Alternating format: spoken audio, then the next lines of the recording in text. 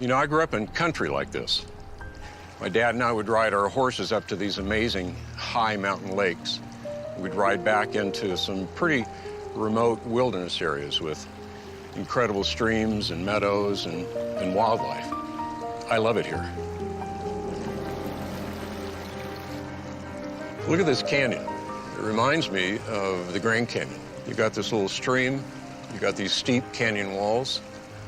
How long do you suppose it would take for a stream this small to remove this much material and cut the canyon this deep?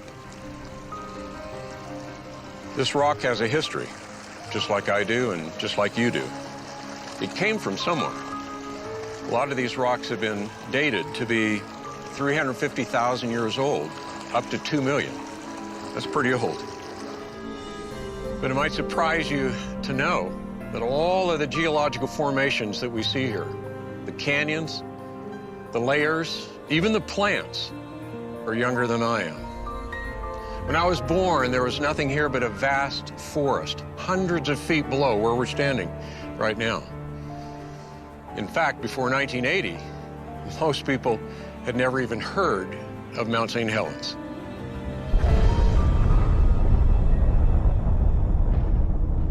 It was in that year, on May the 18th, that molten rock created a steam blast with a force of 20 million tons of TNT. Avalanche debris and other flows from the eruption laid down all of those layers rapidly, up to 600 feet thick. A couple years later, there was some more volcanic activity that created a mud flow that cut out this entire canyon.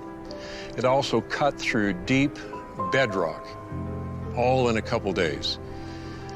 Isn't it amazing what a little bit of information from the past can do to help change your view of the present and the present world around you? There are a lot of assumptions made by a lot of people about the history of the earth around us. The question is, how do those assumptions affect how we view that history? But more importantly, how do they play into how we view science and the Bible? Did God create the world in a few days or billions of years? Is mankind descended from apes, or did God create us instantly in his image? Was there a global flood that destroyed the earth, or is that a myth?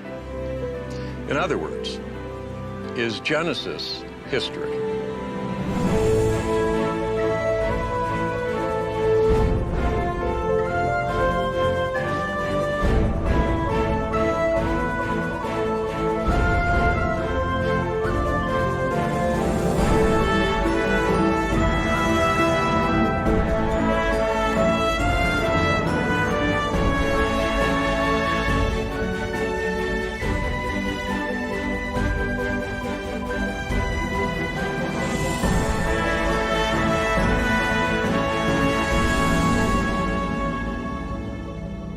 When we think about the history of the Earth, there are a lot of things we need to consider. But one of the most fascinating is the account of the flood.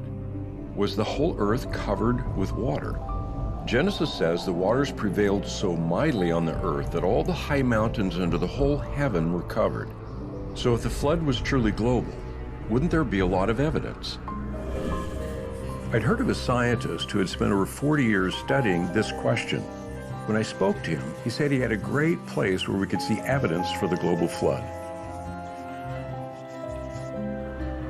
Steve, I gotta admit, I've been here several times, but every time I come here, it is breathtaking. Besides being at home, Grand Canyon is my favorite place on Earth. Yeah. So, Steve, tell me, what do you see here? When we look at Grand Canyon, we see the inside story to the ground beneath our feet. And we kind of have a layer cake here, don't we, of strata that have been eroded for our benefit to see the inside structure of the Earth. These same layers are also in Colorado. We're also in Illinois, also in Pennsylvania. So when you say sedimentary strata, you're talking about the layers that we see? Yes. So the lowest layers are formed first. Those are sediment grains that were mixed, separated, and flowed in here from different directions and accumulated one on top of another. And then, of course, naturally, they convert to rock. So you're saying that the solid ground we're standing on right now, if we went back in its history, it'd be liquid? Yes. So the ocean is doing some amazing things, and water of incredible power is depositing the layers we see in the canyon. And are there fossils in all of those layers? There are marine fossils through all the layers. But the standard explanation is there were 17 different advances and retreats of the ocean over the North American continent, and it was extended over hundreds of millions of years.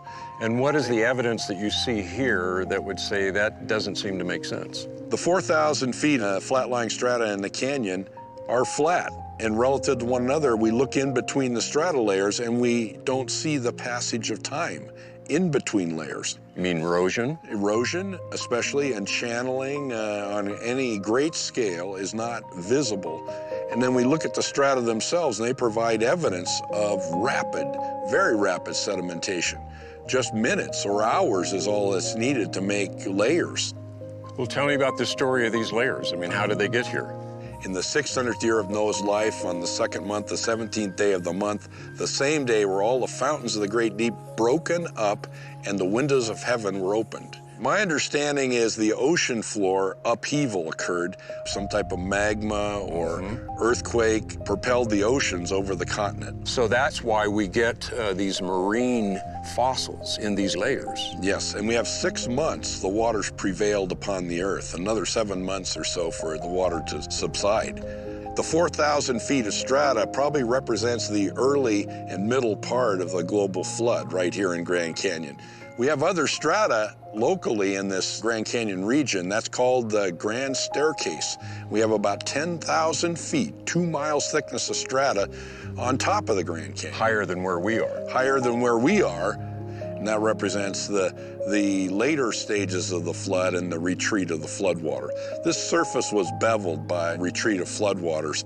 And as the flood retreated into the newly formed ocean basins, then the continents probably uplifted, and the ark, of course, was landed in the high country in the Middle East. Well, there's some people who say that that record is about a local flood. I believe it's a global flood, and all the high hills, or the whole heaven, were covered, a universal statement. But that mountains have risen since then, and we shouldn't measure the depth of the floodwaters by the present mountains of the earth, which are largely created during the flood and after the flood. Well, the fact that we have all of these layers would be unknown to us if we were standing on them, you know, somewhere else, but they're known to us because they've been cut out. How did that happen? Well, it was the story that we all learned in grammar school. Okay, Colorado River, over tens of millions of years, cut the Grand Canyon. Most geologists have jettisoned that idea. It's hard to sustain a canyon like this for tens of millions of years. You can't imagine a canyon enduring that long with erosion. Is that because it would have eventually, the sides would have collapsed and broken down? Then how in the world do we get this all carved out? Well, there are lots of theories, and personally, I like the idea of catastrophic erosion by drainage of lakes.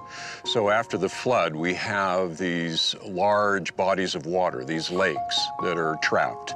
There's evidence of the big lake in the Painted Desert, a place called Hopi Buttes, about 500 cubic miles of water in this huge lake. And so the dam breaks, and all of that massive amount of water then is now pouring out and carving this. Yes, and how long would it take to erode Grand Canyon? Maybe weeks, but not millions of years. Time is not a magic wand that solves all the geologic problems of the world.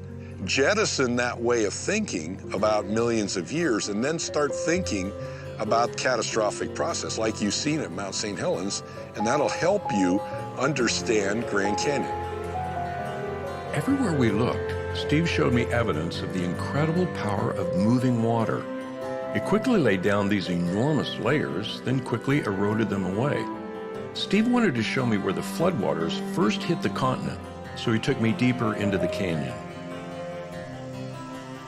Steve, when you said you were going to bring me to the bottom, you weren't kidding, were you? We're at the bottom, aren't we? So we're in this big side canyon to the main Grand Canyon, and we're looking at the granite basement rock, which is the core of the continent, if you will. And then we see the flat-lying strata on top of it. The boundary between the granite rock below and the Tapete sandstone above is this surface we call the Great Unconformity. Why does it appear to be such a stark line? I mean, it's clear. I think it's an erosional boundary of colossal scale. We're looking at something that shows the magnitude of flood flow over a surface. And is it just here? The Great Unconformity is continent-wide. I've seen it, I believe, in the Middle East. It's over in Europe. It's in Africa, and here it is under the North American continent. So we've got this layer. How thick is this layer? What goes up from here? Well, we have the Sauk mega sequence here, if you will, 1,000 feet of sandstone, shale, limestone that goes continent-wide. There are 4 other big sequence packages of strata that sit above it. Those are also very continuous like this. What we're seeing here is rather representative of the rest of the world. It makes one really question the notion that this all happened because of a small local flood. We're talking about something enormous. The power-moving water was beveling and pulverizing rock, depositing great thicknesses of layers and calling our minds to think about a global flood. The conventional story is entirely different, though. It would say that there is a lot of time between each of these layers. Some people have said that the Great Unconformity boundary here represents 500 million years. You mean between the granite we see and that first layer of the sedimentary rock? Yeah, they say that there may be 500 million years there, okay? And that's what their explanation of Earth history would ask them to consider. Yet when you come here and look at this, nearly a featureless plain. It's not exactly a plain, but it's a gently rolling surface. And would that be the product of billions of years? Or would that be the product of the power of water planing off a surface? Time is foreign to a good explanation here. And so we want to explain what we see. Everywhere we look, we see the power of water. And it's water on a colossal scale, and that's the story here in Grand Canyon. It's not a little water and a lot of time. It's a lot of water and a little time. Time really is the central issue when talking about the history of the Earth. How much time did it take to form what we see around us? It seemed clear to me that a global flood would have transformed the Earth quickly. Yet I know many people think that the world formed slowly over billions of years. What was the real difference between these two views of time? I needed to talk to someone who could tell me more about science and history and time. Since my background is in computer science, we met at a place where I had personally experienced some of that history.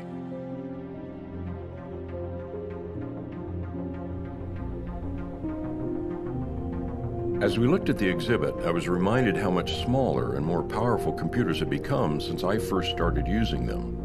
Paul said our changing assumptions about computers were really a series of paradigm shifts. So when I was 19, I read Thomas Kuhn's classic, The Structure of Scientific Revolutions, where he describes this notion of paradigms. A paradigm is a framework within which you interpret evidence. So really, science isn't just about the evidence, it's about how you interpret that evidence. So this room, for example, we've got so-called mini computers here, but really they're not mini at all in terms of our current paradigm. Yeah, today, right? Yeah, this. Yeah. Right? So really, to understand this question of origins, you really need to begin by looking at the governing paradigms, the two major views that we currently have about the history of life and the history of the universe. And what are those? On the one hand, we have the conventional paradigm. In the conventional paradigm, you've got deep time, 13.7 billion years, along which this gradual process, beginning with primal simplicity, ending in what we see today. All the complexity in life has to be built bottom up by strictly physical processes where no mind, no creator, no design is present. The second view we can call, let's say, the historical Genesis paradigm. Everything starts with a divine mind, a creator, an intelligence that plans and superintends and brings into existence reality. Events are happening on a much more recent time scale. The universe, the solar system, our planet, life itself, all of that begins fully formed as a functioning system.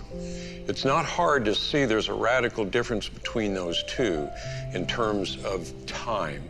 When we look at the history of life on this planet, we've got a body of data, but depending on the paradigm that one adopts, that data will be interpreted in very different ways.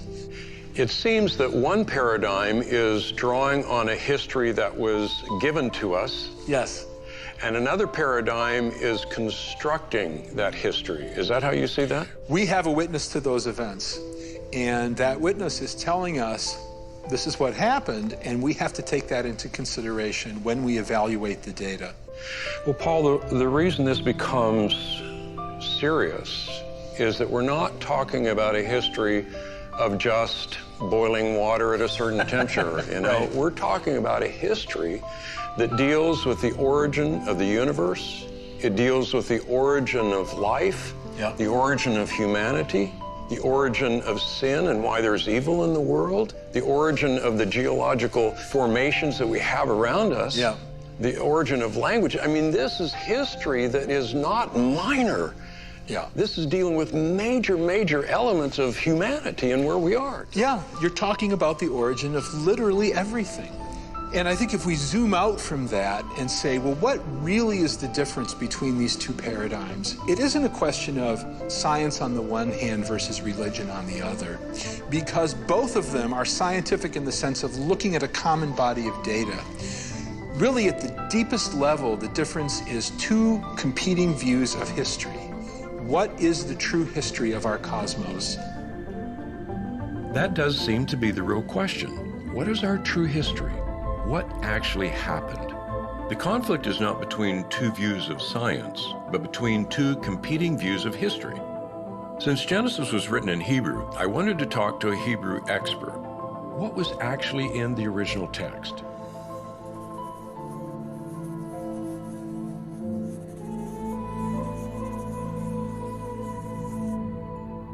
The first word in Genesis is Breshit. Genesis 1:1 is Breshit bara Elohim et hashamayim ve'et ha'aretz. So this is the beginning of the Toledot of Noah. Interesting that that word Toledot is a very interesting word. It's translated sometimes genealogy, sometimes it's translated history. And what follows then is the account of the flood. Steve, it seems that there is a lot of history in the Bible. Is that how you see it? Oh, absolutely. In fact, the first thing is that it's an accurate historical account. The presentation is such, and the perspective of the writers, that they believed they were talking about real events. Okay. It's very obvious that because of the way in which they insist that the next generation learn their history. When you look at these early chapters in Genesis, what do you see? Can you take us through this? It starts with, in the beginning, God created the heaven and the earth. There's no word in Hebrew for universe. That means he created everything. And then the next thing we find in Genesis 1:2, we find a water ball that is in space.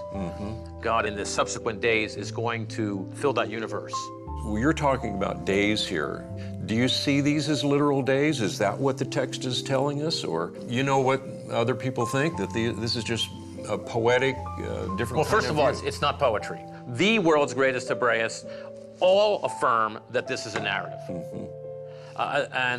They say that that's one of the unique features of the Genesis accounts of creation and the flood, is that they are narratives, because in the ancient Near East, they are done in epic poetry, which is very different. And here we have narrative to indicate that this is historical. What that means is that you should understand the words the normal way in which those Hebrew words are understood. The word yom, it means day. The foundation of its usage is what we mean by a day. It's a 24-hour day.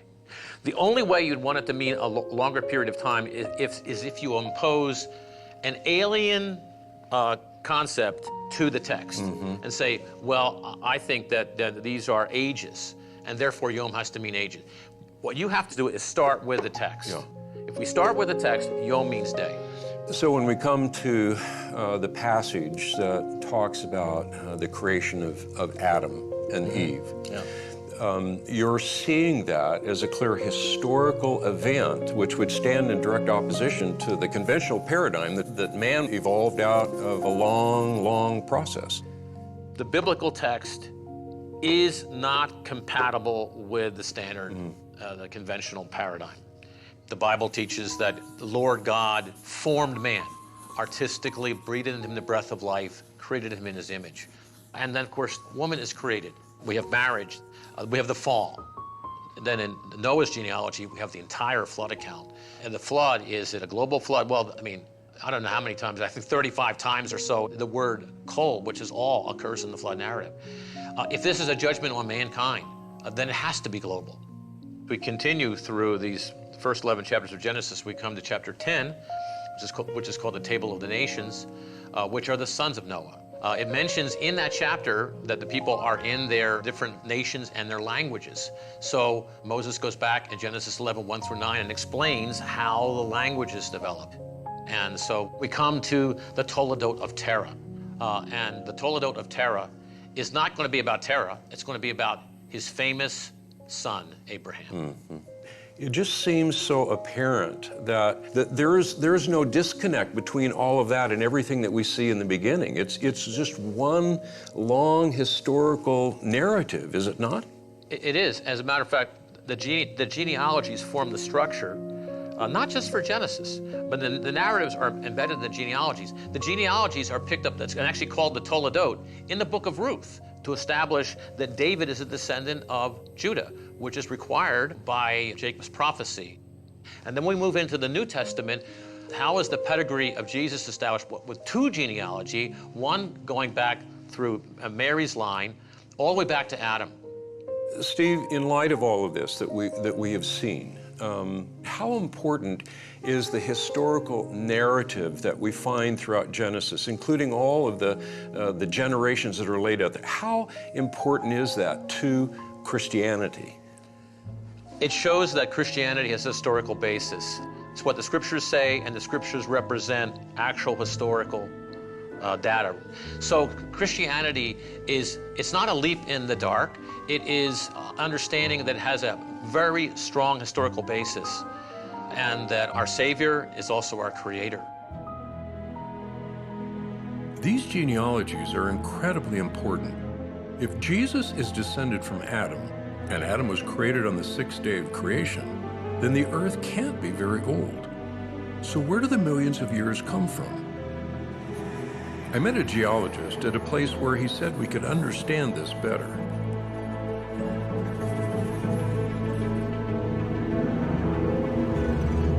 You see the quietness, the expanse, nothing to disturb you. Yet you've got the reminder that it was explosive in the past. There was this volcano back here, the Cindercone volcano, and it belched out this lava flow that spilled out across this countryside. Just a huge amount of basalt, lava. Yeah, but it's actually small compared to the lava flows that we see in many places. And there's something like 1,000 of these volcanoes around here. And the little one behind us here, we call that a Cindercone volcano. You call that a little one? Yeah, well, it is. I mean, these volcanoes are small. Mount St. Helens, 1980, when it erupted, okay? The top 2,500 feet of the volcano blew off, but that was small compared to historical eruptions. We can go back a little bit further to the Great Yellowstone eruption, and some of the volcanic ash was down in Texas. It blew that far away. You think about lava flows in India, that you have an accumulation of up to 1,000 feet over an area a third of the size of the subcontinent of India. What we see in the present is really only minuscule by comparison to what we've seen in the past. And that's telling us something about the historic past. We can't use present-day rates of these processes to understand how quickly and how majestically, in terms of scale, the geological record accumulated. Well, that is the point that has brought me to you, because how do we determine the age of these rocks? Well, the important first thing is to recognise that this lava flow is, in a sense, an instant in time. It's an event. And when it's molten, you've got all the different elements that have come out of the volcano are all mixed up, and the rock starts to crystallise. Any of those atoms that are radioactive, they now start to accumulate what we call the daughter products, the decay products. Now, the point is that this rate of decay is so slow when we measure it in the present that, it takes millions of years for parent atoms to decay to daughter atoms.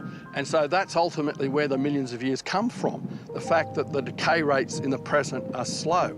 But we would say that the present is not really the key to the past, because obviously the past holds some massive, massive catastrophic events that are not going on today. In fact, the Bible would say that the past is the key to the present. If you want to understand why the way the world is today, you've got to understand what happened in the past. So we've got lots of hints that geological processes haven't been at constant rates through time, and we have other hints that the decay rates may not have been constant. See, we've taken rock samples from a number of places, lots of samples in the Grand Canyon of each of these rock layers. I've done it in New Zealand, we've done it in other parts of the world, and what we've done is we've submitted the same samples to more than one of these dating methods. And so what we found is on the same samples with more than one method, we were getting ages that were different by hundreds of millions of years, or even a billion years in some instances. We're seeing huge differences by using different methods. Well, if there is that kind of a difference between all of these dating methods, then that would seem to confirm the fact that we have an open system here, not a closed one. And if we have an open system, that means we can't trust it to give us dependable dates for these rocks. And that changes the whole thinking about the history of the Earth, because suddenly now these radioactive clocks are not reliable. We've got evidence that rates were faster in the past. Suddenly, we may not be thinking in terms of millions of years. We may be thinking in terms of a history that is much shorter. But you were saying that this kind of evidence is in the open literature now. Yes. Why is it not making an impact? Well, I've been asked that when I've spoken in university geology departments. And the answer is because there is a commitment to the millions of years.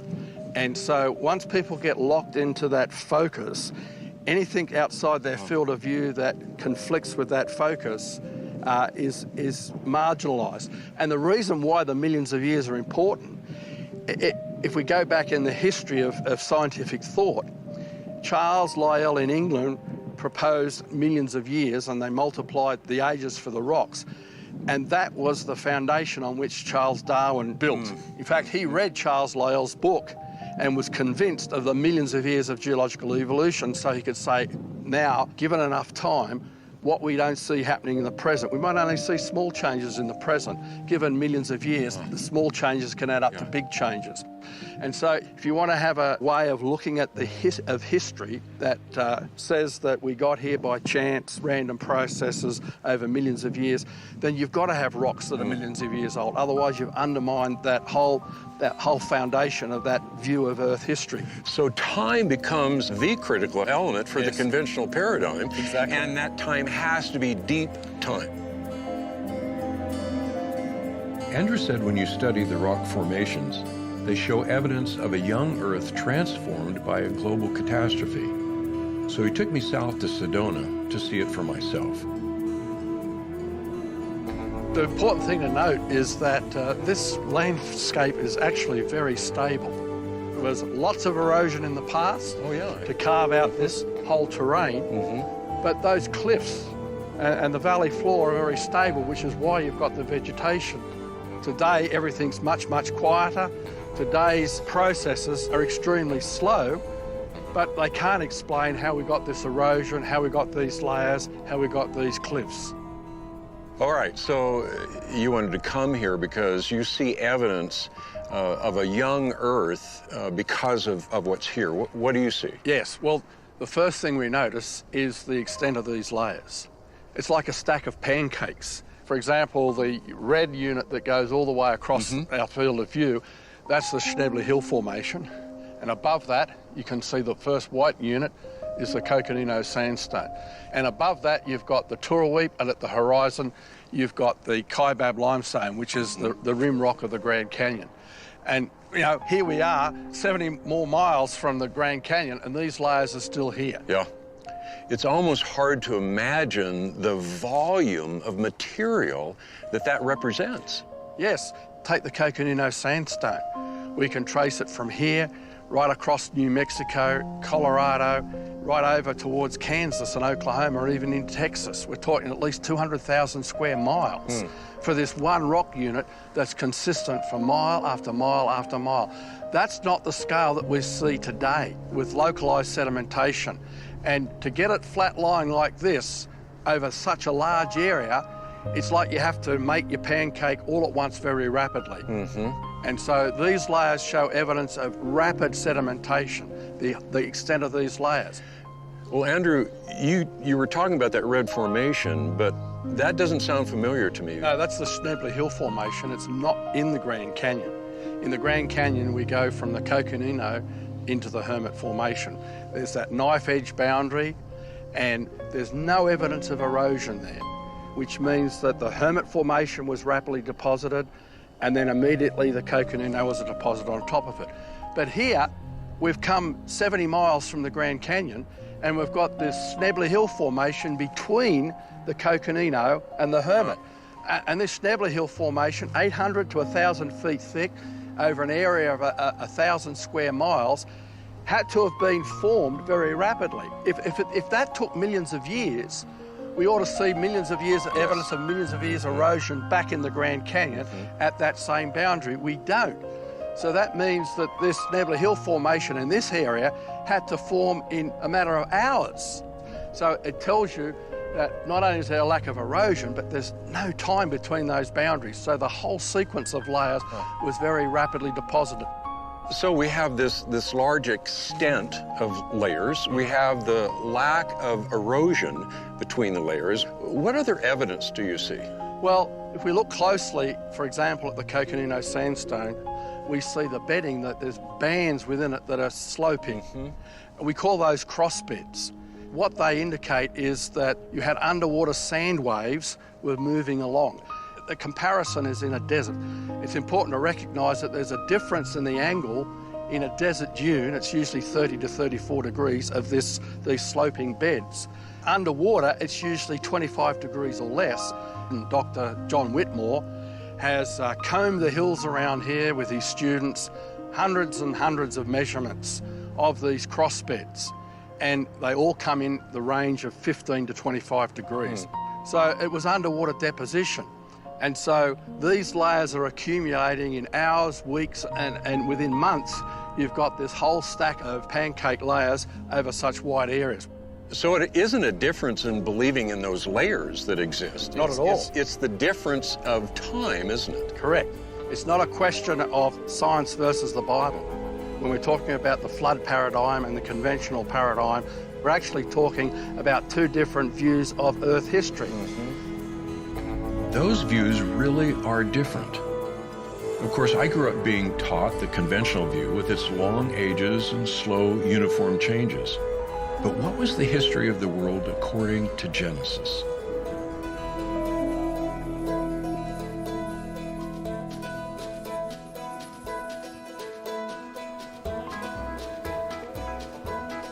Kurt Wise took me from one fascinating place to another, showing me evidence of fossil forests, explaining the rapid formation of coal, and talking about the complex design of biological systems.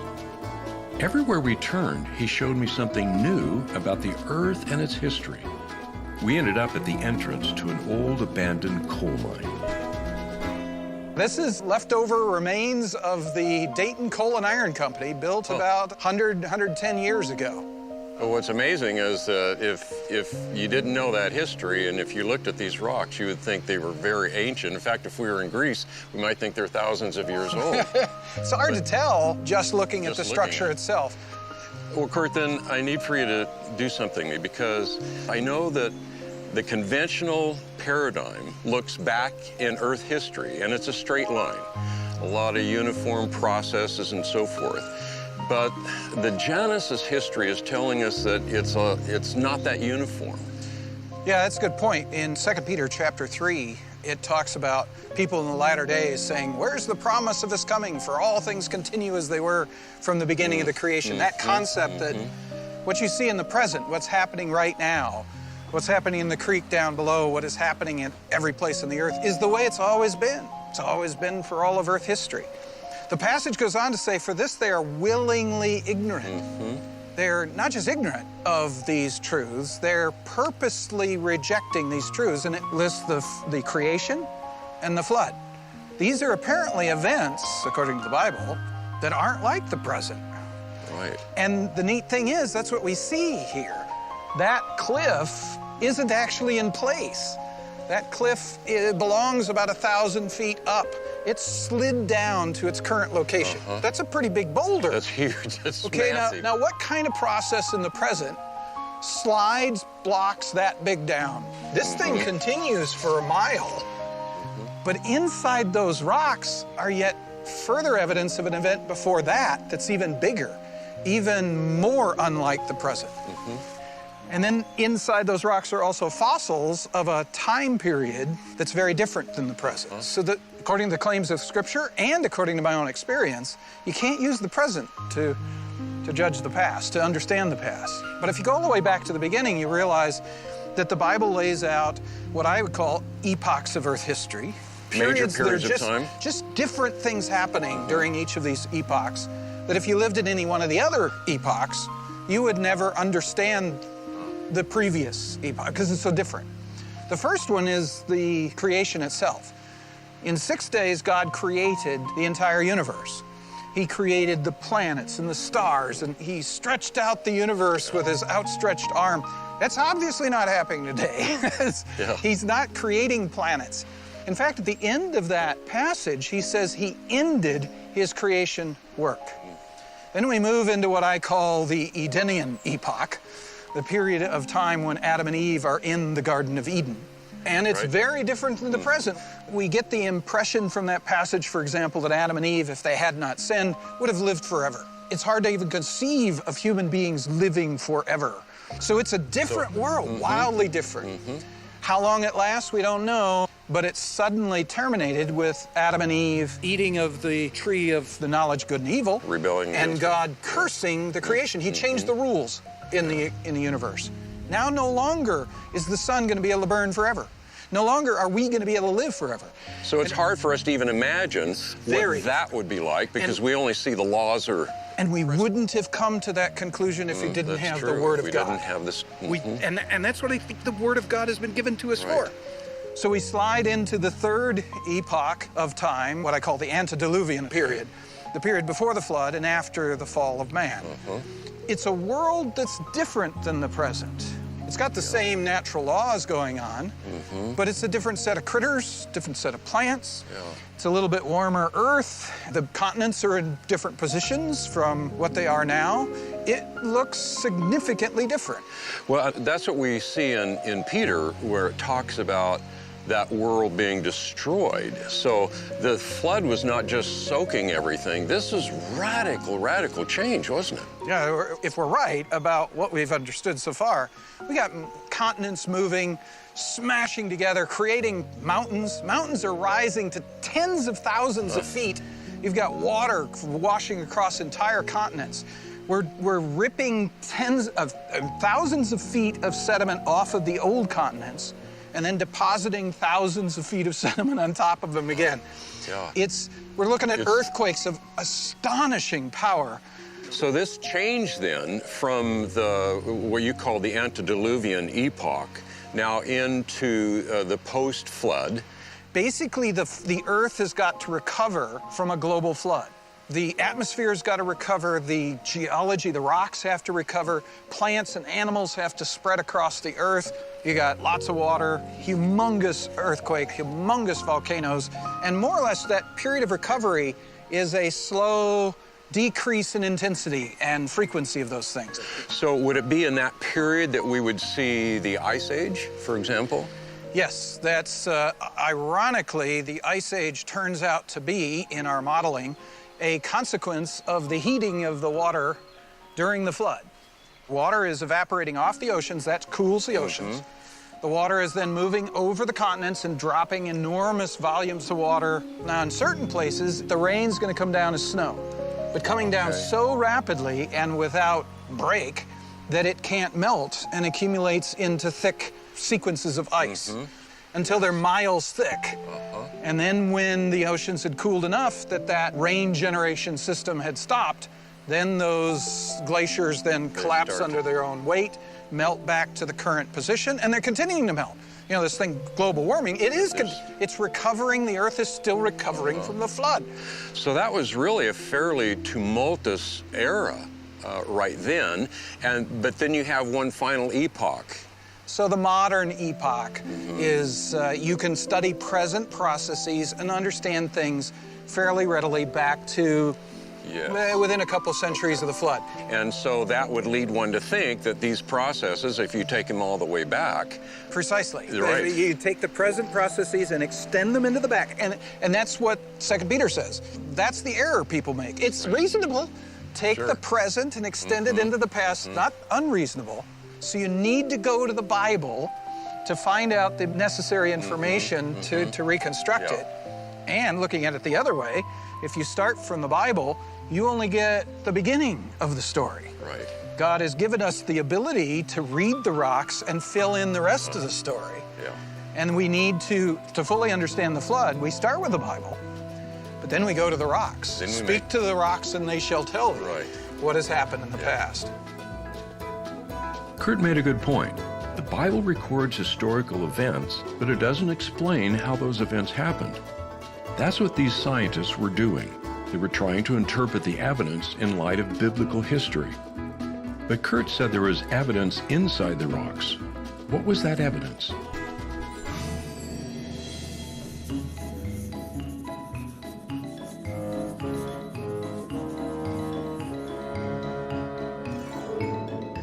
I love coming to natural history museums. For me, as a paleontologist, it's like the chance to go to a zoo. It's all the animals that used to live before the flood. It's like a chance to step back in time. It is like a zoo, except they're not alive. Right, and they don't smell, so that's pretty good.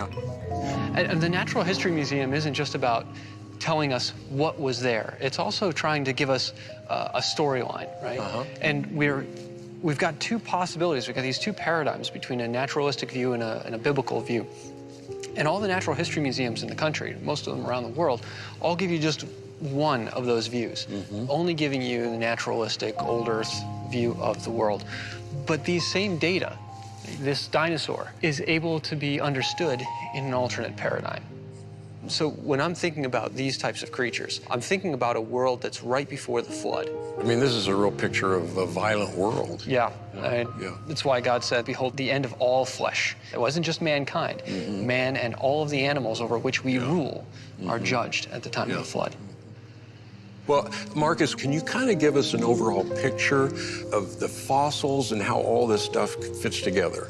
Yeah, fossils tend to be found in distinct layers where there are very, very large numbers that have been destroyed, untold billions.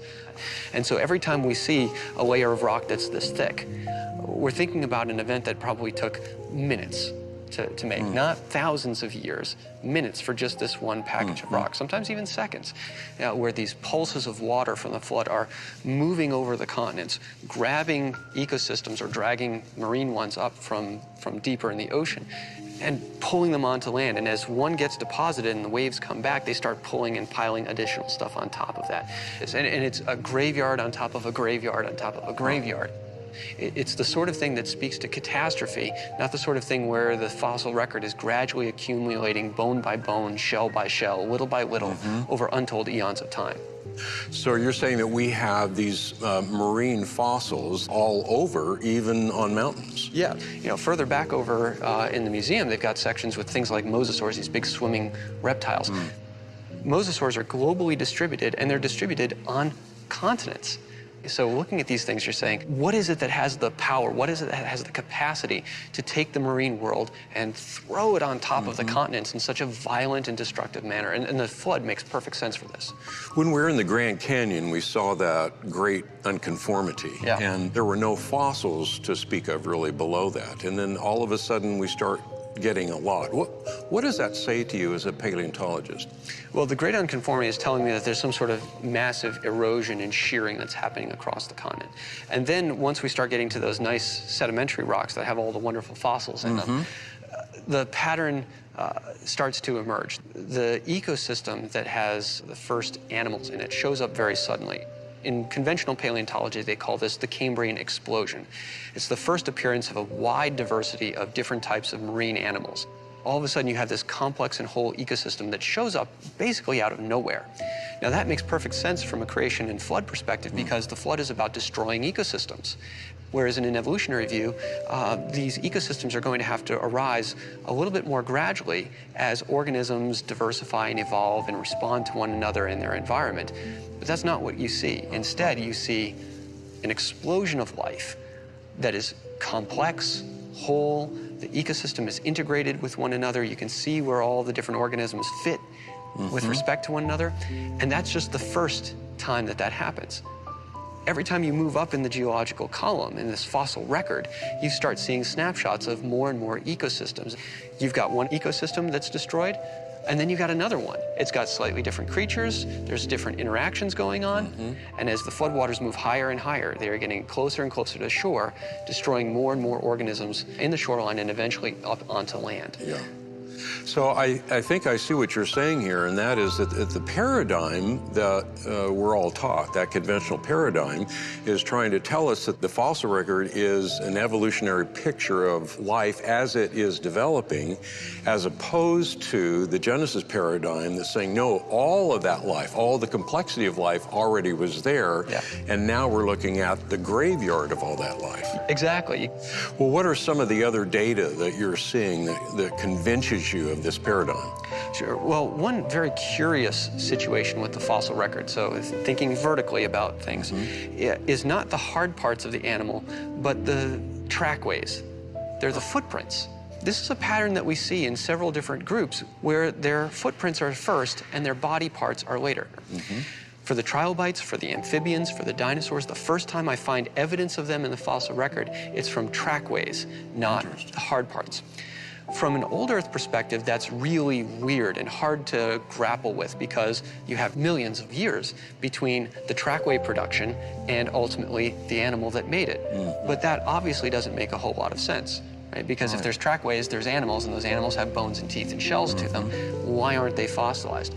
Instead, the pattern's telling us something different. There's no time between when somebody leaves a track and when somebody gets buried.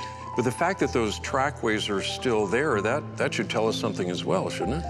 One, it tells us that the deposition or the placement of the next layer on top of them had to happen very, very quickly. Because, again, you go out onto a beach and you walk in the sand, your trackways are destroyed very, very quickly. But the fossil record is showing us something very different from today. This is death in a moment, right? This is death in an instant. And we're talking about a world that was complex, whole, integrated, and the flood is destroying that world sequentially and burying it in a vertical fashion. And so I think looking at the fossil record as a record of life is partly correct, but it's not about life's development. It's about life's attempt to survive an event that ultimately consumed all of them. Well, that would make sense then, because when God was talking about destroying the earth with the flood, it wasn't just the destruction of human life, it was the destruction of all life. And so now the world we live in is, as you said, radically different than what that was before. Yeah, when we look at the T-Rex, when we look at the mosasaurs, when we look at all these animals as ferocious carnivores, and they really are, I mean, they're terrifying, but that's not what they were initially created to be. And so these sharp teeth, these devastating claws, and the behaviors that go along with them all seem to be part of the curse. And part of that is genetic, part of it might also be just some modifications, but these organisms, by the time we see them, and this is important for us to remember when we come to a natural history museum, is you're not seeing the world at creation week. You're seeing the world as it existed at the flood. And that world was one that was filled with violence and was a pretty terrible place to be. I realized that the billions of creatures buried in those layers are a silent testimony to God's global judgment. I decided I wanted to see one of those layers of fossils for myself. If the dinosaurs had died suddenly in the flood, wouldn't it be obvious?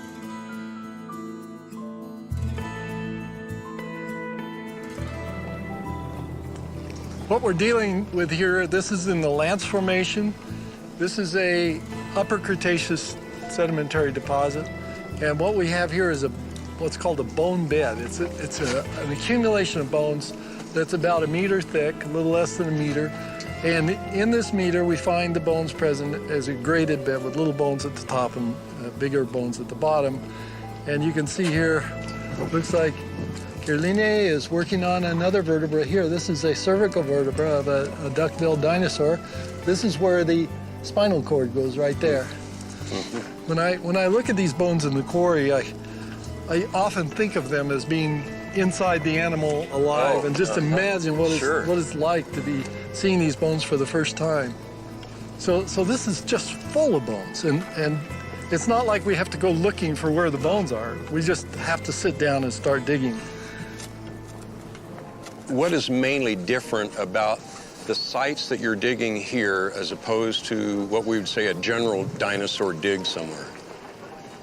Well, there are dinosaurs found all over the world, but this particular site is unique in that it's probably one of the largest collections of bones in the world. And there are the remains of I'd say between 5,000 and 10,000 animals, each 20 to 40 feet long in this deposit. These are big animals, and there are a lot of them. Mm-hmm. Let's step back for just a second. Okay, so we had a duck-bill dinosaur roaming around the Earth, and all of a sudden it dies. Would it become a fossil?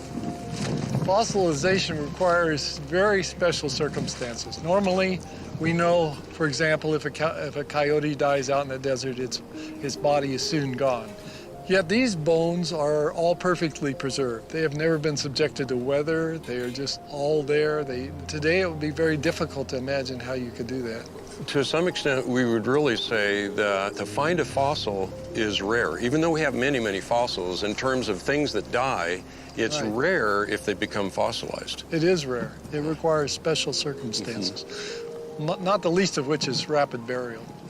These animals had to die, and then their carcasses had to have time to rot. So we're talking days or weeks or months, during which time the bones and tissues were either eaten away or rotted away.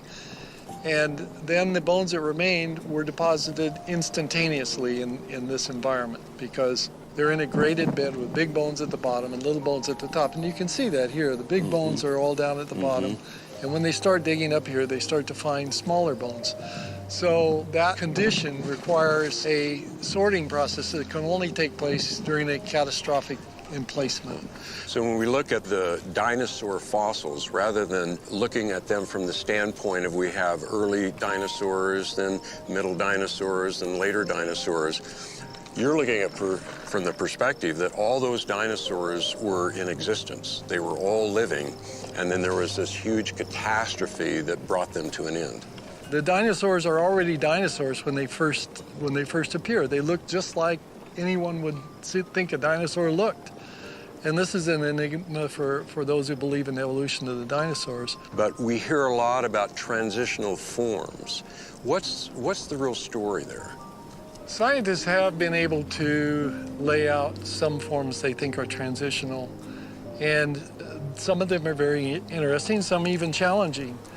But they are the exceptions to the rule. The rule is there are no transitional fossils, and what we find in the fossil record, and contra to Darwin's hopes, this is the rule, is that a form exists in the fossil record, it basically stays unchanged, and it disappears from the fossil record without having been changed. That's got to mean something besides evolution, because we don't ever see changes from this form into this form in the rocks themselves. So it's coming from somewhere else. It's a paradigm that's being imposed on the data rather than the data providing the paradigm. So I think it's very easy for me to be a creationist just based on my understanding of the complexity of life forms. And when we look at the fossil record, we can see that complexity is all there from the beginning, and this begs the question of where did all this complexity come from? It's one thing to have faith. I have faith that God was the creator, but that's substantiated by what I see around me. To say I have faith that evolution produced this when I can't even see how it could have happened, that's blind faith. That's a leap in the dark. That's a leap in the dark. It seemed that everywhere I looked, there was a growing body of evidence that fit the historical record of Genesis. It wasn't just one thing, it was many things pointing in the same direction. When I was with Art, he told me about some recent discoveries of material inside dinosaur bones. So I traveled to a lab in Arizona to talk to a scientist who is doing some of that research himself. This is a fragment of a Triceratops horn. When we pulled it out of the ground, it fragmented, and then of course we've had to continue to fragment it in order to do analysis of it. In 2012, the Creation Research Society sponsored Mark Armitage and I to go to the Hell Creek Formation in Montana, which is a very popular place for finding dinosaur bones. And we instead dug out a almost 4-foot-long Triceratops brow horn. Now, it's just in crumbled pieces now, so we can't really, put it together and show you a horn. But yeah, you have to recognize that pieces such as this, we have found tissue with cells. Oh, that's amazing. And potentially proteins such as collagen. It's so difficult to understand how you could have this material still in a dinosaur fossil that is supposed to be 65, 75, 80 million years of age, because tissue, cells, proteins break down. They're not concrete, they don't just exist for eons of time, they break down. And in fact, they tend to break down fairly quickly depending upon the conditions. And certainly in Hell Creek, the conditions would be warm up, cool down, warm up, cool down. And any biochemist can tell you that is the fastest way to destroy material. It's difficult enough to envision it surviving for 4,000 or 5,000 years, but 60 million years, 70 million years, see, that really becomes very difficult to make any kind of biochemical basis for how it could have survived. Okay, so once you find a sample like this, what do you do next? So what we do is we soak the fossil material in a solution called EDTA. And what you'll have after you dissolve the fossil is the tissue will be remaining because the EDTA won't dissolve the tissue. So then I'll bring this over to what we call a dissection microscope. This is, in essence, dissolved Triceratops horn magnified. And so you can see what it looks like, just kind of little pieces of rock. Well, Kevin, what did you find then when you were looking at the sample and you actually found some tissue? Okay, here's what we found. This is actually Triceratops tissue. It's stretchable, it's pliable, it's not an impression of the soft parts of the dinosaur. This is truly soft, it is squishy, it is stretchable, it is tissue. That blows your mind, huh? Absolutely. And if you look at them then at a closer magnification, what we see then, this is using scanning electron microscopy, you see the extreme detail of the cells. See, in that picture, and this picture, and particularly like look at this picture, we would not begin to expect to see such enormous and elaborate detail. I mean, these structures are incredibly small. You know, this is our 20 micron bar here. See how small these structures are, still intact. It would take very little to break those. So at best, you would expect that all that would have broken off and been long gone. So that has to have shaken up the scientific community. What's been the response of all of this? The initial response, when Dr. Schweitzer first published her work, which is what became very popularized in 2005, it generated a lot of response. And so initially, some of the reaction was rejection. Oh, it's contamination. You know, that's not really dinosaur. It's bacteria, because bacteria can look kind of strange sometimes. So you had a lot of proposals of what it could be.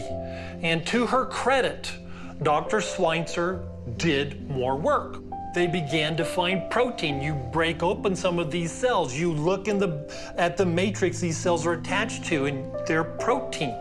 Okay, so once that is understood, Yes. then what happens? Now this is shaking it up, I guess. That becomes part of the controversy, because clearly you're now faced with how could you explain the survival of this, the pristine survival of this, not only for so long, but in very unpristine conditions. And so then the controversy has been, how do you explain it? And if you read some of the literature, there's almost like desperation because they recognized what the implications of this could be. Now, some people would claim, well, it means nothing because we know how old they are, and therefore it just means it survived somehow, big deal. But how do you know how old they are? Well, you use methods, supposed methods of dating. Well, this is a method of dating. The tissue itself can't be discounted as part of a method of dating. So why do you say that doesn't count, but this does count? Well, it's all the paradigm drives your conclusions. The paradigm is it has to be old. Therefore, methods that give us an old fossil are what we choose. Something that doesn't give us an old fossil, like tissue, we have to reject or explain away. At least to me, and of course I'm not a microbiologist, but I think most people would say, well, that just seems reasonable to think that maybe these are not that old. Clearly, this is in violation of the dating process. It challenges the entire dating process. If the fossils of dinosaurs have been dated incorrectly, which I would say this is clear evidence they have, then it's very likely the fossils of any organism have been dated incorrectly, and therefore then the geologic ages themselves are incorrect. What you're saying is that if you pull out the notion of a long period of time, you're pulling out a major foundation for the conventional paradigm. Absolutely. In fact, time is the critical component for evolution. If you're going to say that a simple cellular system became a multicellular system that then became fish, and the fish then jumped up on land and grew legs and started breathing air, and then that creature grew feathers and wings and started flying. So if you give us time, we'll claim to account for all of this massive change of organisms, but we got to have the time. Everything seemed to come back to the question of time. I remembered Andrew saying that Charles Darwin accepted millions of years first, then fit his theory of evolution to that assumption. But why is time such an important element to evolution?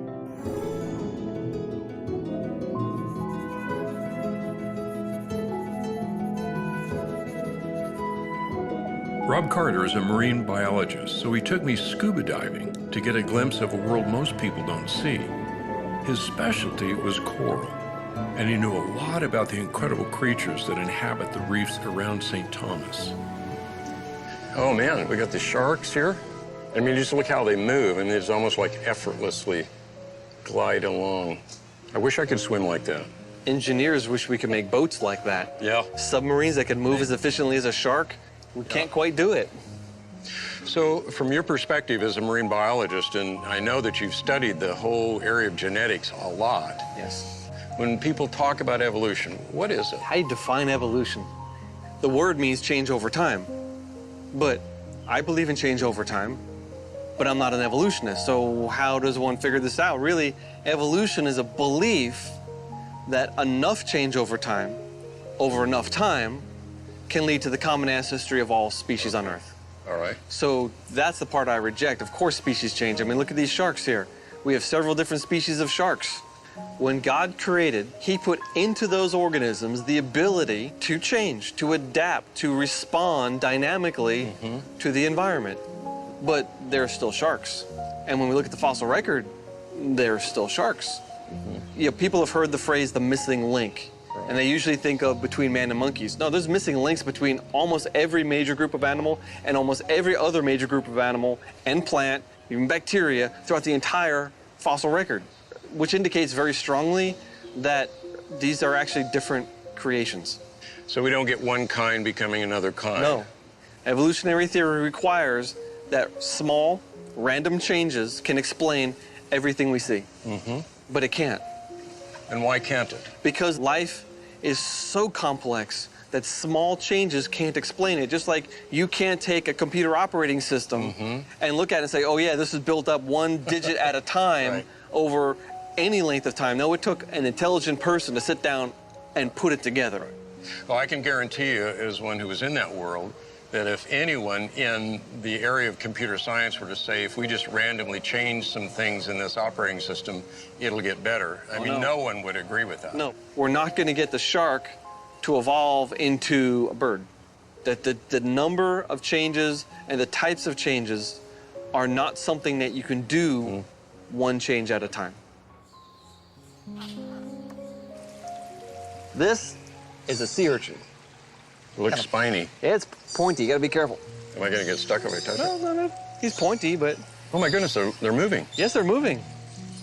And in between the spines are little tube feet, especially on the bottom.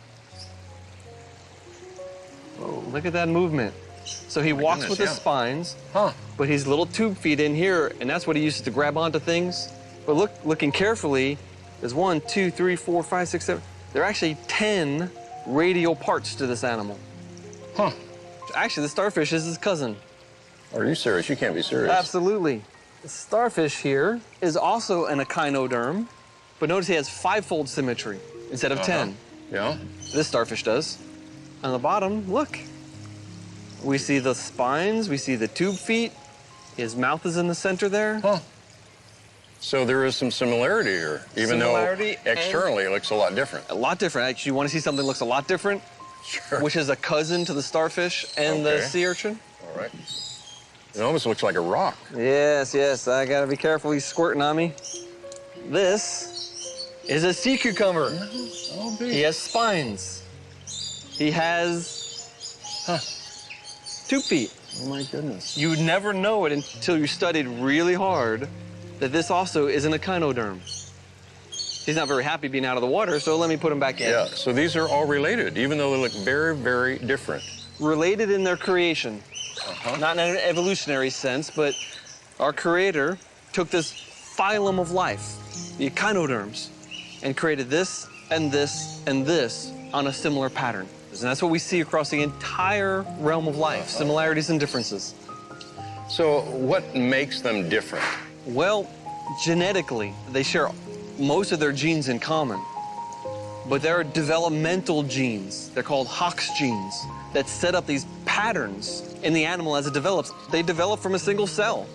In one of them, they set up a 5-fold symmetry. Another, they set up a 10-fold symmetry. Another one, they make this long, skinny animal. They control the development of the embryo in these amazing ways.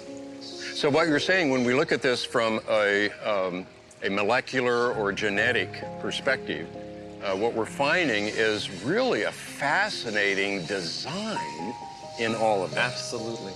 But what we've heard in the conventional paradigm, the conventional story tells us that it's those random changes that has brought about all of this. Sure. Back in the 1800s, when life was simple, when they didn't know what was happening inside the cell, they didn't know how complex genetics was, you could imagine all sorts of things. But now that we know what actually happens behind the scenes, the story gets a lot more complicated. You see, I like to say the genome is 4-dimensional. Well, we have a 1-dimensional string called DNA. And if you want to draw that out, you'd have to write all the letters of DNA out on all 3 billion of them. And then you have to draw lines or arrows from one part to another part because this part turns this part off, this part interferes with this part enhances this. It's this huge 2-dimensional interaction network. And that's why you have a 2-dimensional genome. I mean, let me stop you for a second because this is really amazing to think about this because I think in terms of a computer program that it's fairly static. I mean, the instructions are there, but you're talking about a program that is reprogramming itself. It's modifying its own instructions. Oh, wait till I get to the 4th dimension. Oh, okay. Because of the 3rd dimension first. The information in that first dimension, that linear string, has to be organized in such a way that when it falls into the third dimension, it still works. Oh, that's amazing. Genes that are used together are next to each other in 3D space. Are you saying that once this thing gets folded up, it's almost like we have a new set of instructions? Yes, a new level of information. Unbelievable. That whoever programmed that first level needed to understand what was going to happen, have it work in the third level. But you said there's another dimension here. Oh yeah, the fourth dimension is time. And how does that work? The genome changes shape over time. Maybe you eat something that's bad for you, and your liver says, I can get rid of that toxin. Now, the chromosomes in the liver will change shape, expose that new protein gene, make copies of it, build a brand new protein that can kill off that toxin, and when it's not needed anymore, they'll change shape again and fold back. Oh my goodness. Dynamic programming. All 3 levels change in the 4th level, time. Rob, that's so far beyond anything that we know, even in our most complex software systems, that it's almost beyond imagination to think that someone would look at that and say it all happened by chance. Yes, and it only brings glory to God. It does. You can't build something like that up one thing at a time. You need it to function. In all this interlocking 4-dimensional complexity, it's not something you can do one letter at a time with natural selection. It all has to be there. Yeah, in the same way when we talked about the environment out here on the coral reef, if you don't have all these interlocking pieces of that puzzle, you don't have that ecology. The system will come crashing down if you just remove a couple of very important factors that are there. They have to be together or it doesn't happen.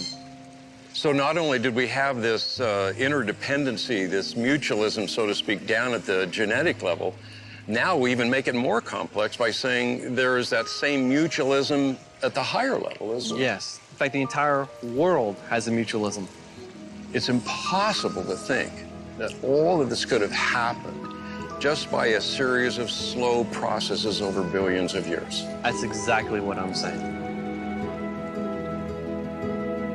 It's clear that the world we live in is incredibly interdependent, from the smallest biological system to the largest ecosystem.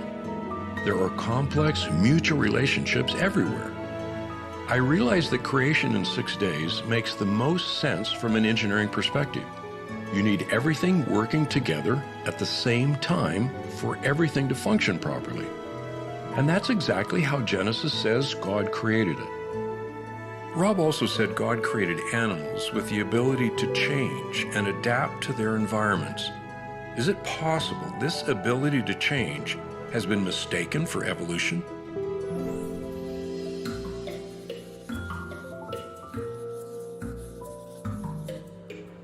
As Todd Wood and I walked through the zoo, we saw incredible beauty and amazing design wherever we looked.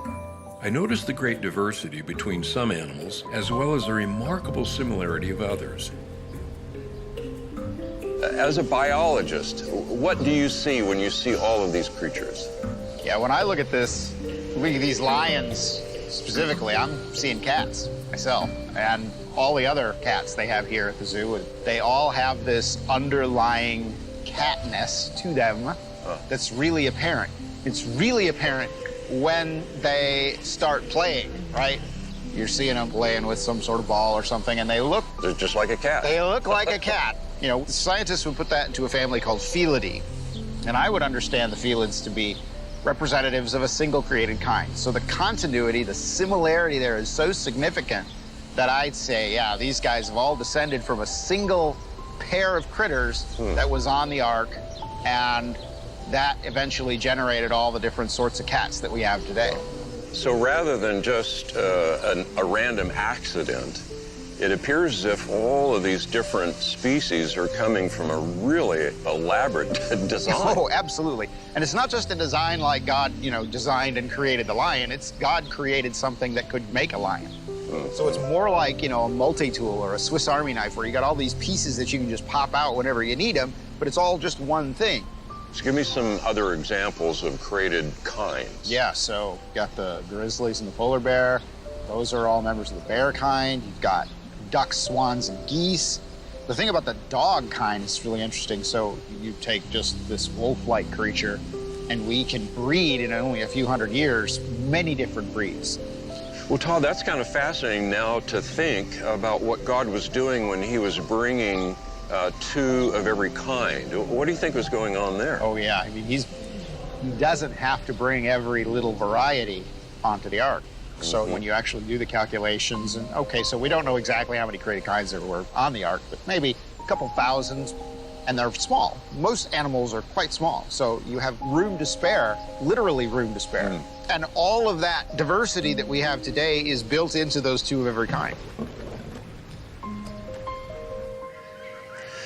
Well, Todd, we're looking at the zebras, and they're all unique, and yet all of these creatures, there's just so much complexity and diversity. How does the standard story, the conventional paradigm, explain all of that? Well, they would use evolution, right? So millions of years, random variations, all things that are alive now, that cactus, that zebra, the grass here, it's all related. We all go back to a common ancestor that lived billions of years ago. And through the process of mutation and genetic variation and natural selection, that's where we get the stuff that we have today. So, natural selection, what is it? Does it have the kind of creative potential that we need for all of this? Natural selection is basically all about killing off things that aren't fit for the environment. So if you're a finch in the Galapagos and you have a really tiny beak and the only food available to you is really big, hard seeds, you're gonna die. And that's exactly what we observe. And so we can watch over the generations as the beak size and finches change in the Galapagos. But they're still finches, they're still birds. The notion that natural selection can generate all of the diversity we see, that's not been demonstrated. What we find most often with natural selection is that natural selection does a lot of fine-tuning. So right over here, we've got these oryxes, right? Beautiful creatures and very, very pale colors. The wild range of the oryx is right on the southern end of the Sahara Desert. And so you can see, yeah, their coloration makes sense. If you get a really dark colored one, that's gonna be really easy for predators to find. And so they end up being these really beautiful light colors. And that's an example of where selection would take a variation and turn it into an adaptation. And that brings us back to the notion that a really exquisite design in the beginning I think so. Absolutely. Has provided these creatures with the ability to survive and to change for their benefit. Absolutely. So the ability to be able to change your coloration like that, to be able to fit an environment, that's got to be built into the system before it starts. Now, don't get me wrong. I mean, natural selection and random variation can do amazing things. I mean, it's pretty astonishing the kinds of changes that we can see, but we don't see one kind changing into another. All we see are variations that happen within a created kind. So there's a felid tree, which has all the cats on it. There's the canid tree, which has all the dogs on it. There's the ursid tree, which has all the bears on it. There's the equid tree with all the horses on it. Each individual created kind then has its own individual tree, so that you end up with something like an orchard or a forest. As a scientist, it seems what you're saying is that the Genesis paradigm answers all of this data better. Ultimately, I think it does, because it embraces both similarity and difference. Now, as we've already said, there's lots of questions that are still out there. But I'm pretty confident, given what our paradigm can explain, I'm very confident that those answers are going to be found. After we left the zebras, we made our way to the gorillas. Todd wanted to talk about the question of human evolution. Todd, we see it all the time, a new discovery, new skulls, new skeletons that supposedly solidify this whole link. Yeah. What do you see there? Absolutely. Well, I got some right here in my bag. Ooh, a skull. So this guy is a Neanderthal, very, very low forehead. So we have really tall foreheads. The face, the mid-face has been pulled out. But at the same time, well, it looks very human. So that's Neanderthal. Okay. You want to hold that one for me? Yeah. Okay. We have others that are very different. Oh, yeah. Now, this one is Australopithecus africanus. So you can see really no forehead at all. It just slopes right back. Very, very small brain case. Muzzle sticks way out, so the face is sloped forward. What do you do with this stuff? I mean, there's many more that we could show, many more pictures, many more skulls, and you can see, looking at them together, they're really, there's a lot of difference there. Yeah. Well, here's the thing. So all that created kind stuff that we already talked about, I can show again and again and again with multiple studies that I can find a discontinuity between humans and non-humans. So this thing lands on the human side. This Neanderthal here, it's one of us. This thing is not. It is different. But this would be just another one of those varieties of living things that God made in the beginning and that survived the flood aboard the ark. So when we look at Neanderthal man, we're looking at a human, but it's a human that, just like we find in dogs, we have a lot of variety of dogs. We got a lot of variety of people. So even looking back here at the gorilla, we can see the obvious differences between us and him, not the least of which is that he's in there and we can go home when we're done. And so those differences are really huge, aren't they? Yeah, absolutely. The image of God entails this idea of being God's representative here on this earth. Part of that, then, is having dominion and having authority, spiritual quality that we have, that we don't share with animals like that. Yeah. It's obvious we're different from the rest of creation because we're made in God's image. We're the only ones to create zoos so we can see the beauty of God's animals. And we're unique in tracking time and wanting to know our own history. But where does our concept of time come from?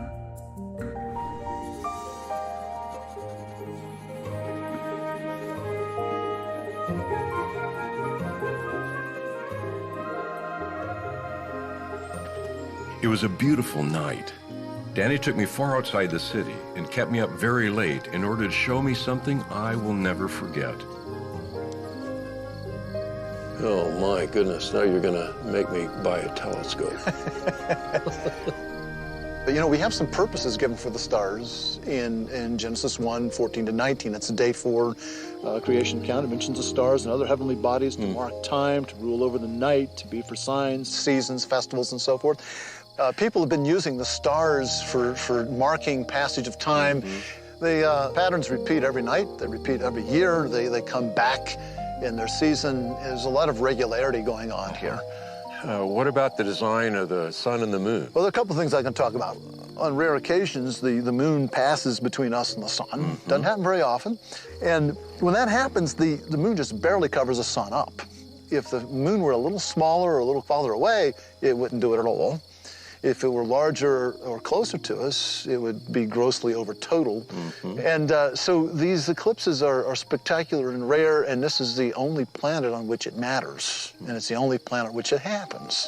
And you've got to think either just that's the way the world is for no apparent reason, or the world is that way for a purpose and design. And to me, that speaks of creation.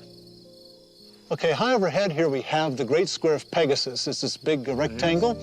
Now coming off of Pegasus is a little fuzzy spot right there. Do you see that? Yes. That's the Andromeda Galaxy. That is the most distant object that you can see with the naked eye. It's we think a little over 2 million light years away, and it contains a couple 100 billion stars. Wow. Okay, Danny, that brings me to a big question, and a big question in a lot of people's minds. If we have stars that are that far away, millions of light years away, and if the Earth is young, as we believe, then how in the world can the starlight be here? Yeah, we call this the light travel time problem, and I'll try to phrase it for you a little differently. We believe that the creation is only thousands of years old, say 6,000 years, 7,000 years, something like that. And I've just pointed out something to you that we think is 2 million light years away from us. I think those distances are reasonably correct. And we creationists need to answer this question, and we've offered several different solutions to that. I'll discuss with you my solution on this. several things jump out at me in the creation account. One, there was a lot of process going on, very rapid process, but still process. If you look at the day 3 account, it talks about plants rising up out of the ground. It says, let the earth bring forth these plants, and the earth brought forth. I think if you would have been there, it would have looked like a time-lapse movie. Growth that might take normally decades, taking place in a matter of minutes or hours at the most. Normal growth, abnormally fast. I believe you can interpret one day of creation in terms of another day. So I turn to the day 4 account. Not much information is given there, but I think God also rapidly made the stars and other astronomical bodies. And then in order for them to fulfill their function to be seen, he had to rapidly bring forth that light. Just as he brought plants and matured them quickly, he had to bring that light here.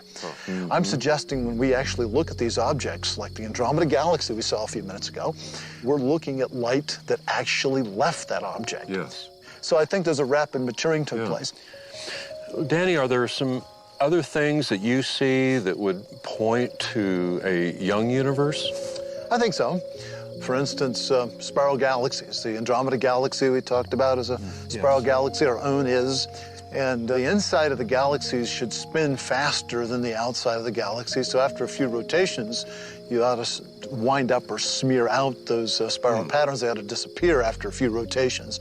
Now, most astronomers think that spiral galaxies are 10 billion years old. So why do we still see spiral patterns? You shouldn't see those. Right. And it's been long recognized as a problem.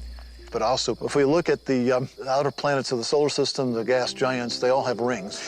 And we also know that these things are changing. They're wiping out. They've actually documented changes that have taken place within the ring system. You have all these gravitational tugs from the other satellites orbiting around. So these ring systems are fairly young. It doesn't prove the solar system is young, but it proves that these ring systems are young. And that's interesting. We've mentioned a lot of theories about the spirals and so forth. It brings us to what most people see as the big theory concerning cosmology and the universe, and that's the Big Bang. How do you see that? Is it holding up over time? I don't think so. I think it's getting some problems. So much so that more than a dozen years ago, I think in the New Scientist magazine, there was an open letter protesting the Big Bang Theory, and it's had hundreds of signatories since.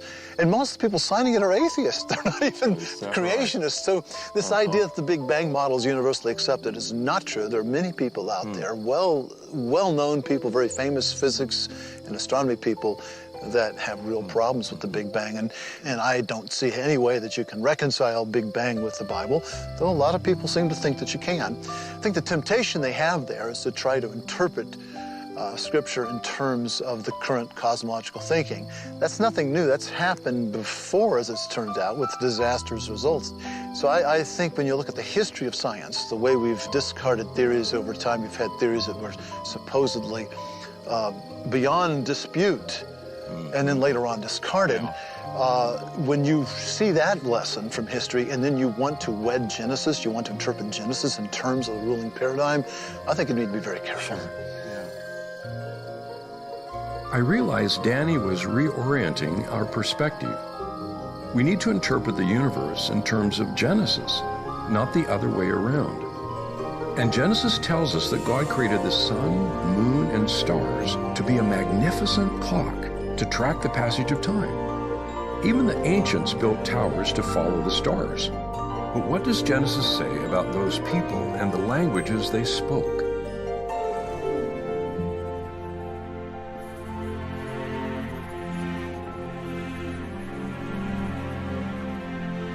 Doug took me to one of the best archaeological museums in the world to show me some of the unique artifacts that relate to Genesis. Well, the events of the Bible are unfolded in the ancient Near East. So all of these lands are extremely important to understanding how and what took place in the biblical text. So this picks up these events we've been looking at in Genesis, from creation and the flood, and now we're to the dispersion of mankind out of Noah and his family. Exactly. And the dispersion would have taken place somewhere in this mountain range to the northwest of Mesopotamia. And what we see in the biblical text in the narrative is that a number of people have migrated down to southern Mesopotamia, the land of Shinar, and moved toward the process of urbanization, city living. And that's the famous Tower of Babel. Absolutely. Do we know where that is? There are about 7 or 8 Babels, cities of Babel, in the ancient area of Mesopotamia. And so one at a time, I've studied all of those areas and found only one that meets all the criteria of the famous site of the Tower of Babel, and that is the site of Eridu, which is in southeastern Mesopotamia. We have signs of the expansion to the north, to the south, to the east, to the west, all the way as far as Egypt. And when you say evidence, that is the artifacts that we find in these archaeological digs? Exactly. There's an enormous amount and very specific kinds of material culture that attest to this expansion of people that I'm connecting to the post-Babel dispersion. Here are the beveled rim bowls, these two, which is that rimkin brick that we see up there, and those 2 spouted jars. All of these diagnostic forms of pottery and material culture, they're found throughout the Near East. The Bible describes an event that's not just the confusion of language, but it's the dispersing of people far from that city.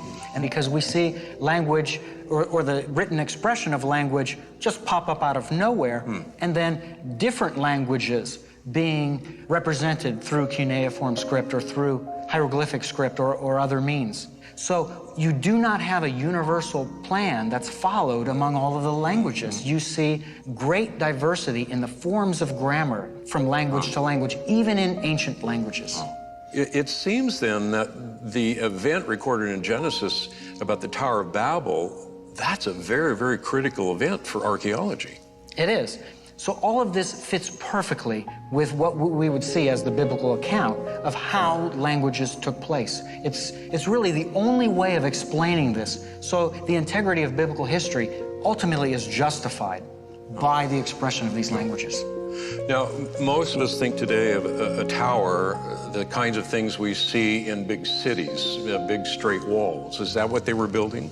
Well, essentially, it's a variation of a pyramid. And there were 4 sides to it and several stairways that would go up to the top. At Eridu, we have a temple that existed in 18 different phases. And in every phase, it grew in its size and its complexity. And that final temple, that final phase of the temple, it was abandoned immediately, right at the time of the late Uruk expansion. Catacorner to the temple was an absolutely enormous platform. Do you think that could be the foundation of the Tower of Babel? Absolutely, and I would suggest to you that this late Uruk expansion, where this technology began, was something that spread with the people. We find forms of these ziggurats all around the globe. We find them in China, we find them in India, we find them in various parts of the Americas. We find them all over. Well, obviously we have evidence here of civilization and people beginning to gather together in communities, even cities. Do we have any other evidence of that? Absolutely. We can move forward to the time of Abraham because we know that Abraham lived at the site of Ur, which was also in southern Mesopotamia, at the end of the 3rd millennium BC. That brings us to the end of Genesis chapter 11. Exactly. In fact, you see some pottery, some cuneiform tablets, all dating to the period of the 3rd dynasty of Ur. It's amazing just as we're sitting here thinking about that, thinking about Abraham and that this represents the culture and the civilization that he lived in. It's a great tie to that record in Genesis 4. It is fascinating, and it gives you a feeling of putting your hands around the events that go on in the biblical text. When I look back through history, I realized each of these cultures had been impacted by the events recorded in Genesis. But what is the importance of Genesis to us today?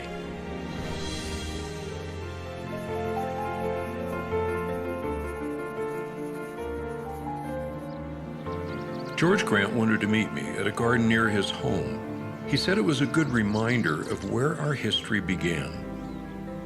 So there's something significant about the Genesis text in which Adam and Eve are then placed into a garden to tend it. That's more than just a story. It's much more than just a story. One of the things that you see in Genesis chapter 1 is the structure for time. The universe is created for a 24-hour day. And so everything from the way our sleep cycles and the way our work cycles work all come from that definitive historical account there. When we get to Genesis chapter 2, we start to see the meaning and purpose of man. Of course, in Genesis chapter 3, we see the disruption of everything by the fall. And the implications of an historical fall, an actual man and an actual woman who actually yielded to actual sin, have then implications all through the rest of the Bible. If you remove a literal Adam and Eve, that changes the whole shape of what history is and how history is remembered. Is that because when we pull an Adam and Eve out of a historical record, we can then pretty much make up what we think about man and marriage and even sexuality? Absolutely. The Apostle Paul understood the events of the early chapters of Genesis as formative, not only for our understanding of history, but for relationships between men and women and their children, the character and nature of marriage, rightness and wrongness in moral relations, including sexuality. All of that is assumed from those early chapters of Genesis, oftentimes quoting the passages verbatim. It seems that even Peter is taking that event of the flood, for example, as a historical event and laying it in the context of what he's pointing to, a judgment that will come. So even judgment is a part of understanding that historical record. You cut things off from history and you lose sight of the meaning of all of it. I think most Christians, when we talk about, for example, the life of Christ, those are understood to be historical accounts. Why is it that when we look at the account in Genesis, that we have a tendency not to want to do that? We have a tendency not to do it because we're constantly exhorted to not see it that way. From the culture around us? The culture around us, from theologians, modern theologians who are trying to somehow, in their minds, fit the truths of Scripture with the so-called discoveries of science, which, if you know anything about the history of science, you know is an incredibly unreliable path. So we're constantly bombarded with this message that we have to adjust our view. But I think there are a lot of Christians who have a sense that the historicity of Genesis is just not that important to their Christianity. I think we've been sold a bill of goods on that. When you somehow make those chapters a different category altogether and non-historical, what are you doing to all of the rest of the Bible? The Bible that assumes that it's true, the Bible that treats it as historically true, the Bible that refers back to all of the characters that are there. Does that then negate the whole of the Bible? Well, yes. And that's exactly what the strategy was of the higher critics in the 18th and 19th centuries. They knew if you could somehow attack the first 3 or the first 11 chapters of Genesis, you've done away with the whole thing. Well, George, all of this brings us back into the notion that the history that's recorded in Genesis, or any true history at all, is critical for us in terms of understanding what's going on around us. Yeah, in fact, it reminds us of how important history is in anchoring all of the other human disciplines. It is history that helps to inform science so that science can begin its journey of discovery in the world.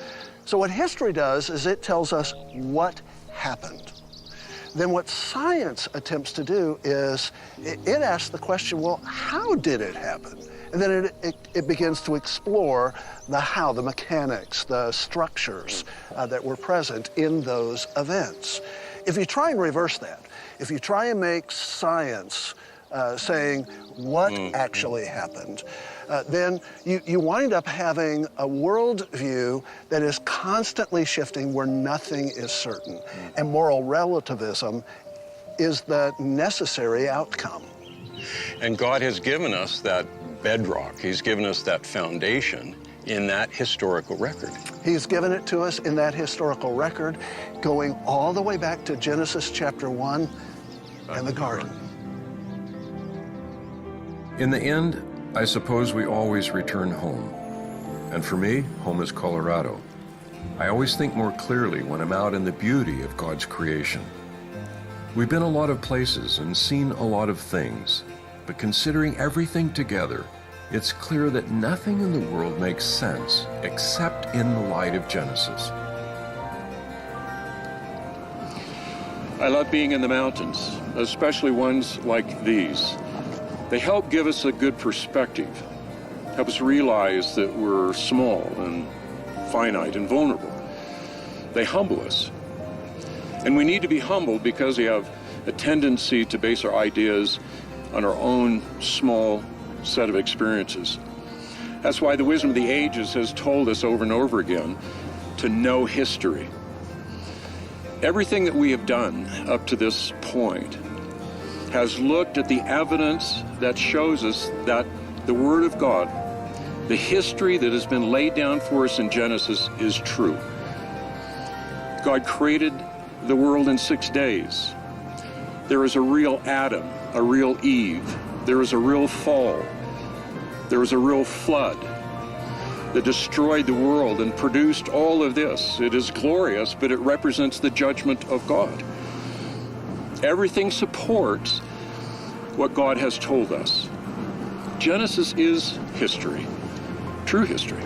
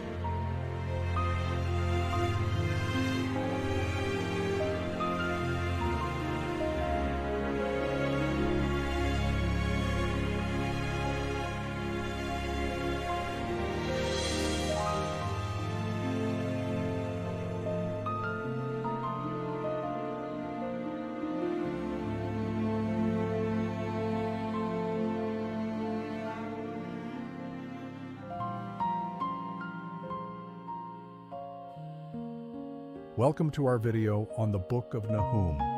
Today, we're diving into one of the shortest yet most powerful prophetic books in the Old Testament. The Book of Nahum is filled with vivid imagery, God's justice, and a powerful message about the downfall of an ancient empire. But who was Nahum? Why did God choose to send him to deliver such a strong message? And what does this ancient prophecy mean for us today? The Book of Nahum is traditionally attributed to a prophet named Nahum. He is believed to have lived around 650 to 612 BC, during the time when the Assyrian Empire was at its peak of power and cruelty. Nahum's name means comfort or consolation, but his message is far from comforting for the people of Nineveh, the capital city of Assyria. The book is believed to have been written sometime between 663 and 612 BC, just before the fall of Nineveh. Nahum's prophecy is directed specifically at the city of Nineveh, which was known for its brutal and oppressive rule over Israel and many other nations. You might be wondering, why should we care about a prophecy against an ancient city? Well, the message of Nahum is still relevant today. It teaches us about God's justice, the consequences of wickedness, and his sovereignty over all nations.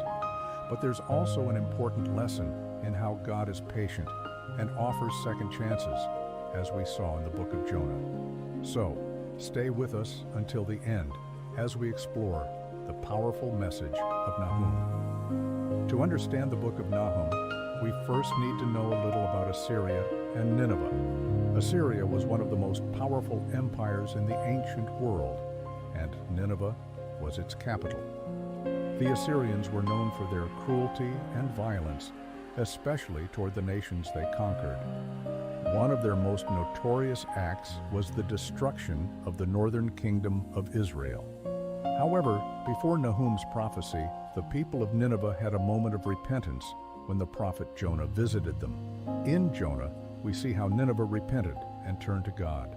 But now, more than 100 years later, Nineveh had returned to its wicked ways, and God's judgment was coming. Nahum's prophecy is a declaration of the end for Nineveh.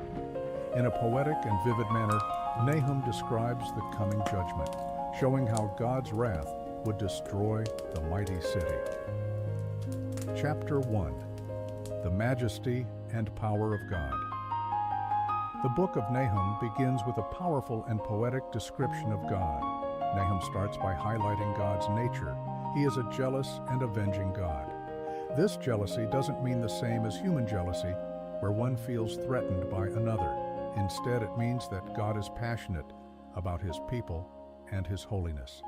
He desires to protect them from evil and will act against injustice. Nahum tells us that God is slow to anger, but his anger is not to be taken lightly. When God's anger is stirred, it is a force to be reckoned with. Nahum goes on to describe God's ability to control nature itself. He paints a picture of a God so powerful that he can command the mountains to quake, the hills to melt, and the earth to tremble at his presence. This imagery shows us that God is not bound by the natural world. He has the power to shape it as he wills. But while God is powerful and just, he is also a refuge for those who trust in him. Nahum contrasts God's wrath against Nineveh with his comfort for those who turn to him.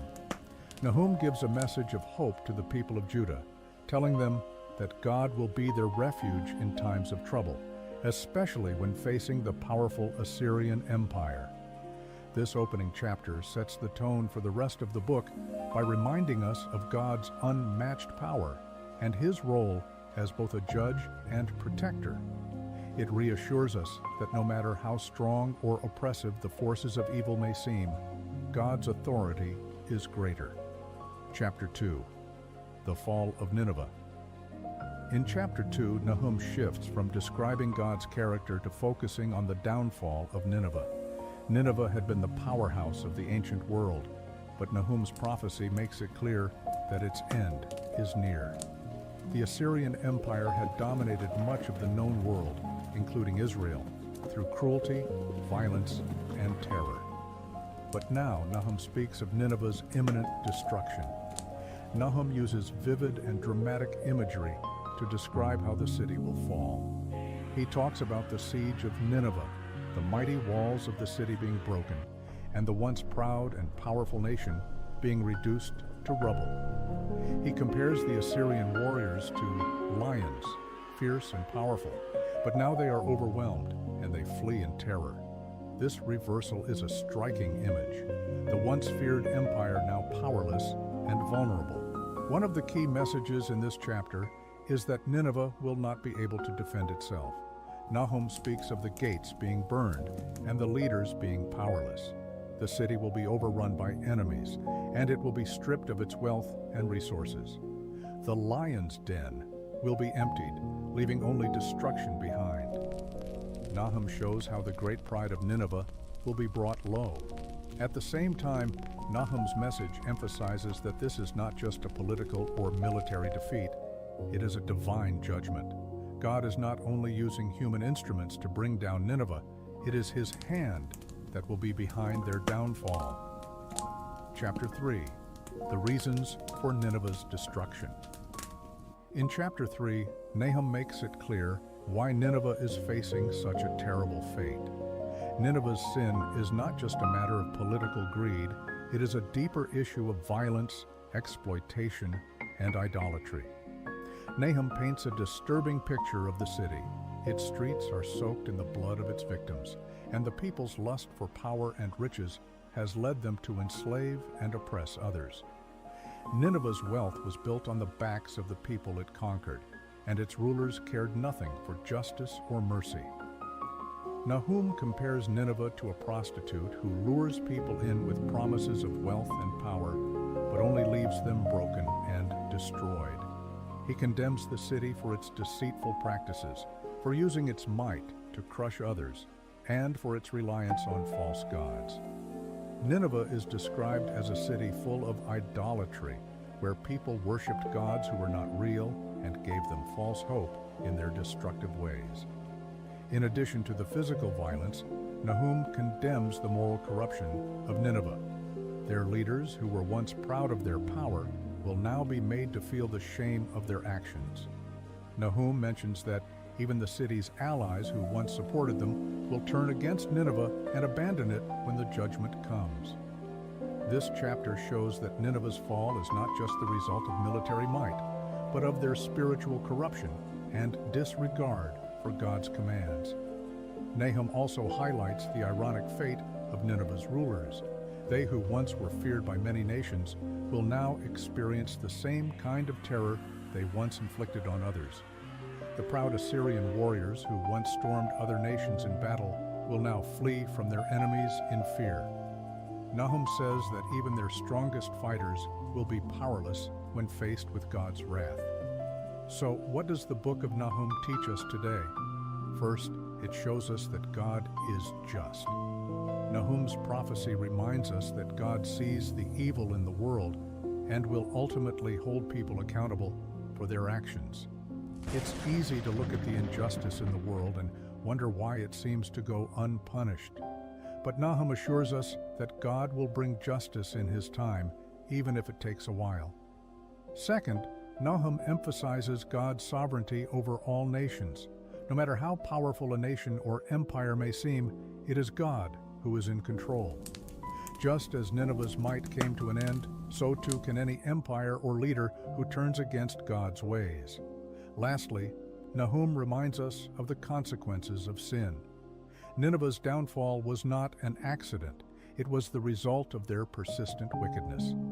This serves as a warning to all of us, not just on a national scale, but also in our own personal lives. God desires justice, righteousness, and mercy, and he calls us to live in accordance with his will. In conclusion, the book of Nahum is a reminder of both God's justice and his mercy. It is a call for us to live rightly and to trust in his protection. God is a refuge for those who seek him, and his judgment will come against those who refuse to turn from evil. So, what has the story of Nahum taught you? How does this message about God's justice and his judgment apply to your life today? let me know in the comments below. And if you found something meaningful in this video, don't forget to like, subscribe, and hit the notification bell to stay updated with our future content. Thanks for watching.